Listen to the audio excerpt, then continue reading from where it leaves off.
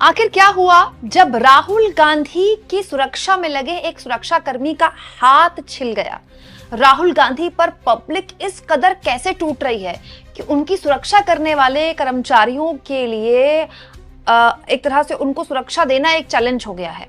राहुल गांधी की गाड़ी के नीचे आए दुर्घटनाग्रस्त हुए एक पुलिसकर्मी के साथ राहुल गांधी ने किस तरह का व्यवहार किया।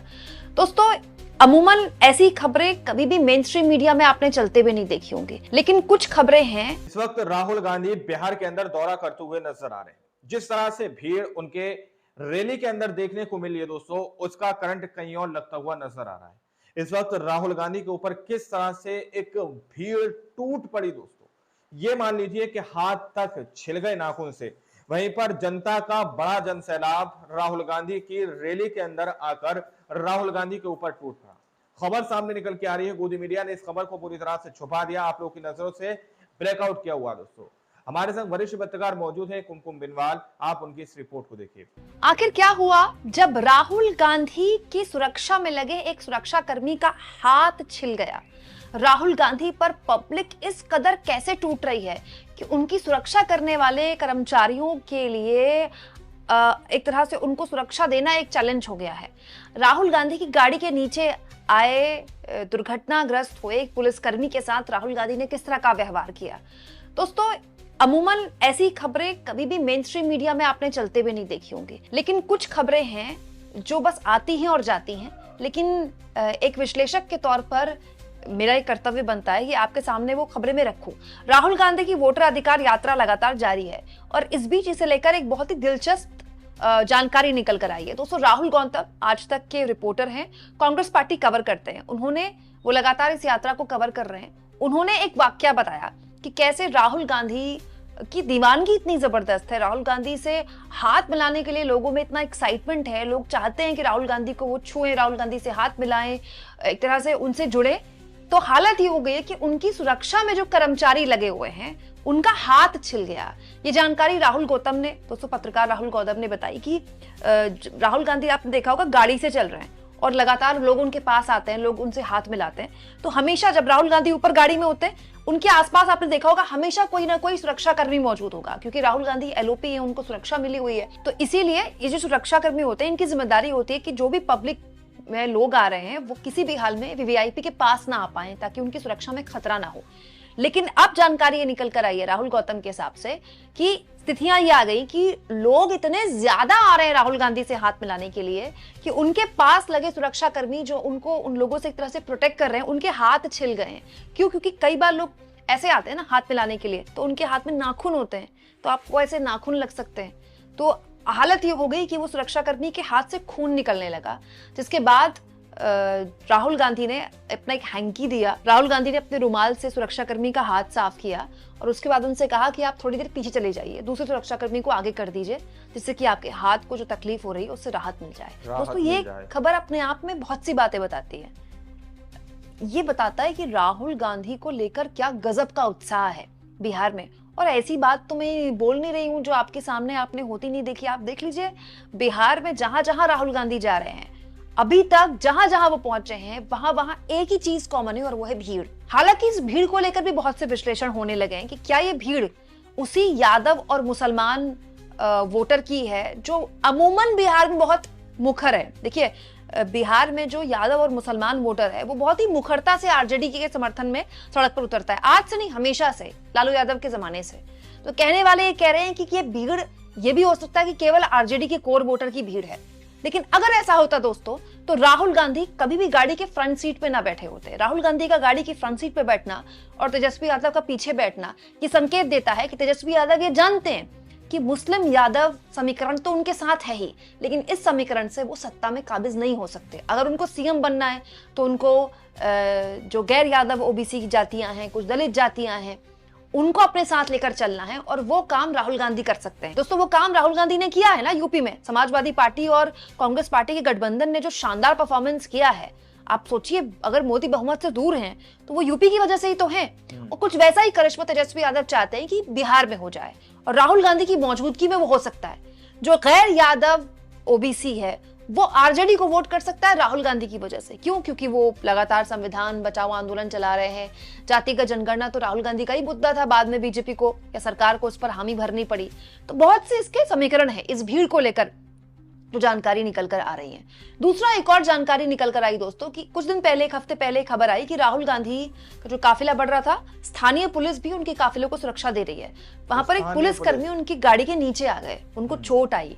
हालांकि वहां पर तत्परता से पुलिस वालों ने उनको खींच लिया तो बहुत ज्यादा चोट नहीं आई, लेकिन उस वक्त खबर ये आई कि राहुल गांधी ने उनको पानी की बोतल दी, उनका हालचाल जाना और ये कहा कि भाई इनको ठीक से इनका इलाज कराया जाए। लेकिन अब जानकारी जो पत्रकार राहुल गौतम देते हैं वो ये कि राहुल गांधी ने केवल उनको पानी की बोतल नहीं दी, राहुल गांधी ने उनको अपनी गाड़ी में बिठाया, उनको फर्स्ट एड दिया, उनका इलाज कराया और एक और जगह उनको भेजा गया कि उनका सुनिश्चित तरीके से इलाज हो, किसी भी तरह से उनको कोई हानि ना हो। अब दोस्तों मैं कोई राहुल गांधी की प्रवक्ता तो हूं नहीं कि राहुल गांधी की बैठकर तारीफ करूंगी। जो खबर मेरे पास आई मैंने आपके सामने रख दी, लेकिन जरा इसको आप इंटरप्रेट करिए मोदी की रैलियों में अमूमन आपने कई चुनाव में देखा होगा, मोदी के काफिले ने एम्बुलेंस को जगह दी, एम्बुलेंस को वे दिया। लोकसभा चुनाव में तो लगभग हर रैली में ये हो रहा था। तो मोदी के काफिले में एम्बुलेंस को जगह दी जाती है, उनको निकलने का मौका दिया जाता है, तो खबर बनती है, हेडलाइन बनती है, उस पर ब्रेकिंग न्यूज चलती है, उस पर प्राइम टाइम में ब्लैक एंड व्हाइट और दंगल और पता नहीं क्या क्या होता है। लेकिन क्या आपने ऐसी कोई खबर देखी कि राहुल गांधी ने अपने काफिले में घायल हुए एक पुलिसकर्मी को न केवल अपनी गाड़ी में बिठाया बल्कि उनका इलाज कराया और सुनिश्चित किया कि दूसरी जगह भी जो उनको इलाज मिले वो अच्छा मिले? पॉइंट ये है दोस्तों कि अगर दरियादिली एम्बुलेंस को जगह देने की है तो ये दरियादिली नहीं है क्या? हालांकि इसमें मुझे लगता है कांग्रेस पार्टी की भी बहुत गलती है। कांग्रेस पार्टी का काम है अपने नेता के बारे में खबरें बताने का। कांग्रेस पार्टी की बीट कवर करने वाले पत्रकार तो बताएंगे ही बताएंगे, लेकिन ये काम कांग्रेस पार्टी का है। कांग्रेस पार्टी को ये बातें बतानी चाहिए। हालांकि इसमें कहा जाता है कि राहुल गांधी व्यक्तिगत तौर पर कभी भी इन मोर्चों पर कुछ चीजों को सीक्रेट रखना चाहते हैं। राहुल गांधी का ये व्यक्तित्व है दोस्तों। जैसे निर्भया जो कांड हुआ था दिल्ली में, उनकी माताजी और उनके भाई ने बहुत साल बाद बताया कि राहुल गांधी एक एंजल की तरह उनकी जिंदगी में आए और उन्होंने उनके भाई को, निर्भया के भाई को पायलट बनने में मदद की और परिवार का बहुत ख्याल रखा। तो ये राहुल गांधी का अपना व्यक्तित्व हो सकता है। लेकिन इस बीच एक और खबर आई है दोस्तों। खबर ये भी है कि कांग्रेस पार्टी के कई नेता इस बात को लेकर असहज हैं कि राहुल गांधी इस यात्रा में तेजस्वी यादव और गठबंधन के बाकी साथियों को लेकर क्यों चल रहे हैं। भाई इतनी बड़ी यात्रा है और इतनी सफलता से ये आगे बढ़ रही है, लोगों की भीड़ भी जुट रही है, तो फिर राहुल गांधी को तेजस्वी यादव और दूसरे नेताओं को साथ लेकर क्या जरूरत पड़ गई गाड़ी में चलने की? क्योंकि होगा क्या, इसका जो फायदा मिलेगा, देखिए कांग्रेस पार्टी का बिहार में संगठन नहीं है, तो अगर कोई राहुल गांधी के इन्फ्लुएंस में आकर आरजेडी का वोट बैंक बनता है, आरजेडी को वोट करता है, तो एंड ऑफ द डे तो तेजस्वी यादव को ही मजबूत करेगा ना, तो तेजस्वी ही सीएम बनेंगे अगर इंडिया गठबंधन चुनाव लड़ती है तो इससे कांग्रेस को क्या फायदा? कांग्रेस पार्टी के कई नेता इसको लेकर भी नाराज हैं, इसको लेकर अपनी आपत्तियां दर्ज करा रहे हैं कि राहुल गांधी को अकेले यात्रा करनी चाहिए, वो सक्षम है, वो राष्ट्रीय नेता है। लेकिन ये राहुल गांधी का टेक था कि क्योंकि वो आप लीडर ऑफ अपोजिशन हैं, वो विपक्ष के नेता हैं, वो कांग्रेस पार्टी के नेता नहीं है, तो विपक्ष के नेता के तौर पर वो चाहते थे, ये उनका टेक था कि तेजस्वी यादव और गठबंधन के बाकी सहयोगी गाड़ी में हो, जिससे कि गठबंधन को लेकर माहौल बने, और जो बन भी रहा है दोस्तों। और मुझे लगता है कि ये जो स्ट्रैटेजी है ये गलत भी नहीं है।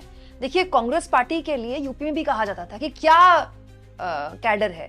कांग्रेस पार्टी के लिए हमेशा ये कहा जाता है, हालांकि 2014 के बाद से ज्यादा कहा जाता है कैडर क्या है। लेकिन एक चीज कांग्रेस पार्टी के बारे में जितना मैंने पढ़ा है, जितना मैं समझती हूँ, जितना मैं देखती हूँ, कांग्रेस पार्टी का जो नेचर है ना, वो कभी कैडर बेस रहा ही नहीं। कांग्रेस हमेशा नेता ड्रिवन पार्टी रही है। अचानक से कोई नेता खड़ा होता है, वो नेता बड़ा बन जाता है, कांग्रेस पार्टी खड़ी हो जाती है। सोनिया गांधी तो कोई उनका राजनीति से कोई संबंध नहीं था। सोनिया गांधी तो अचानक से राजनीति, दोस्तों सोनिया गांधी राजीव गांधी के देहांत के बाद एक तरह से अपने आप को उन्होंने अलग कर लिया था, अपने परिवार को भी एक तरह से अलग कर लिया था। वो डर गई थी परिवार को लेकर कि अपने पति को खोने के बाद कहीं वो अपने बच्चों को भी ना खो दे। एक बहुत लंबे वक्त तक वो पॉलिटिक्स से अलग रही, फिर अचानक से उन्होंने कार्यभार संभाला, कांग्रेस पार्टी का अपना एक तरह से वो सक्रिय हुई। तो कांग्रेस पार्टी के अंदर सोनिया गांधी बहू थी गांधी परिवार की, लेकिन कोई नेता तो नहीं थी ना। तो ये कांग्रेस पार्टी का चरित्र रहा है, जब भी उसको कोई नेता मिलता है कैडर मजबूत हो जाता है, कैडर अपने आप बन जाता है। जैसे बीजेपी का एक अलग तरह का चरित्र रहा है। बीजेपी हमेशा से कैडर बेस्ड पार्टी रही है, हमेशा से। मोदी ने उसमें आकर उसमें एक एडिशन दे दिया, कैडर बेस्ड पार्टी को एक नेता मिल गया, इसीलिए बीजेपी इतनी मजबूत रही, इतने लंबे टाइम तक उसने इतना शानदार अपना परफॉर्मेंस दिया अलग अलग राज्यों में। वैसे अलग अलग पार्टी का ना अलग अलग मजबूती और कमजोरियां होती हैं। कांग्रेस पार्टी की ये मजबूती भी है, कमजोरी भी है कि गांधी परिवार से उसको ऊर्जा मिलती है। गांधी परिवार से कोई नेता खड़ा हो जाता है तो वो उसका संगठन खड़ा हो जाता है। नहीं तो लोकसभा चुनाव में किसी ने कल्पना की थी कि कांग्रेस पार्टी इतना शानदार परफॉर्म कर सकती है? किसी ने सोचा था? हमारे जैसे पत्रकार तो बोल रहे थे कि अमेठी में स्मृति ईरानी हार जाएंगी चुनाव, लेकिन आप सोचिए किसने सोचा था? अमेठी छोड़िए, ऐसी ऐसी जगह यूपी में कांग्रेस पार्टी जीत गई जिसके बारे में किसने सोचा नहीं था। तो वहां तो तब भी कैडर नहीं था, अभी भी कैडर नहीं है यूपी में कांग्रेस पार्टी का, लेकिन वो हवा बही और हवा में कांग्रेस पार्टी ने सीटें निकाल ली। तो ये कहना कि ये हवा अगर बह रही है बिहार में, हालांकि अभी तो बहुत जल्दबाजी है वोटिंग को, चुनाव बदल जाता है एंड वक्त में, ये जो हवा बह रही है ये केवल तेजस्वी यादव को फायदा पहुंचाएगी, कांग्रेस का तो कैडर ही नहीं है। अब इट्स टू अर्ली टू से। आपको क्या लगता है दोस्तों? कमेंट बॉक्स में जरूर लिखें और जितना हो सके चैनल को शेयर भी करें और सब्सक्राइब भी। दोस्तों, आप लोगों ने इस वीडियो को शुरू से आखिर तक देखा। वीडियो के अंदर साफ तौर पर बात की गई है कि किस तरह से राहुल गांधी से लोगों का लगाव बढ़ता हुआ नजर आ रहा है। लोगों का लगाव इस तरीके से बढ़ रहा है कि लोग बिन बुलाए रैली के अंदर आते हुए नजर आ रहे हैं। वहीं पर दूसरी ओर दूसरी पार्टी के अंदर लोगों को पैसा देकर रैली के अंदर बुलाया जाता है, लेकिन लोग आने के लिए तैयार नहीं है।